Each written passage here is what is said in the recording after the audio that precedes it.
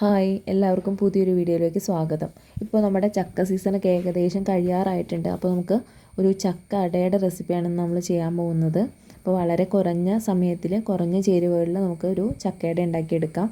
അപ്പോൾ അതിനാവശ്യമുള്ളത് നമ്മൾ നന്നായി വരട്ടി വെച്ചിരിക്കുന്ന ചക്ക, അതുപോലെ ചമതയുടെ ഇല എടുത്തിട്ടുണ്ട്, അല്ലെങ്കിൽ ഇടന ഇലയാണെങ്കിൽ അത് യൂസ് ചെയ്യാം. പിന്നെ ആവശ്യത്തിനുള്ള തേങ്ങ, ജീരകം ഒക്കെ നമ്മൾ എടുത്തു വെച്ചിട്ടുണ്ട്. തേങ്ങ ചെറുതായി അരിഞ്ഞെടുത്താണ്. വെള്ളം വറ്റിയ തേങ്ങയാണെങ്കിൽ കുറച്ചുകൂടെ ടേസ്റ്റ് കൂടും. അപ്പോൾ നമുക്ക് ഇതെങ്ങനെ വളരെ എളുപ്പത്തിൽ എങ്ങനെ ഉണ്ടാക്കിയെടുക്കാമെന്ന് നമുക്ക് നോക്കാം. ആദ്യം നമ്മളൊരു പാത്രം എടുക്കുക.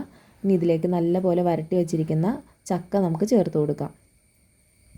ഇനി ഇതിലേക്ക് നമ്മൾ ചെറുതായി അരിഞ്ഞു വെച്ചിരിക്കുന്ന തേങ്ങയും അതുപോലെ കുറച്ച് ജീരകവും ചേർത്ത് കൊടുക്കാം. ഏലയ്ക്ക ഇഷ്ടമുള്ളവർക്ക് ഏലയ്ക്ക ആഡ് ചെയ്ത് കൊടുക്കുക ഈ സമയത്ത്. ഇനി നമുക്കിതിലേക്ക് ആവശ്യത്തിനുള്ള അരിപ്പൊടി ചേർത്ത് കൊടുക്കാം.